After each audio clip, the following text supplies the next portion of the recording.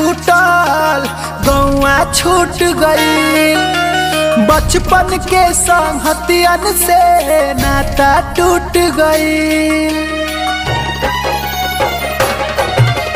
घर परिवार छूटल गौआ छूट गई, बचपन के संगतियन से नाता टूट गई। बहरा में आके अनजान भइली, जहिया से भाई रे सान भइली, अपने ही घर में मेहमान भइली। ऐनी कमाए त जान गइनी, अपने ही घर में मेहमान भइली।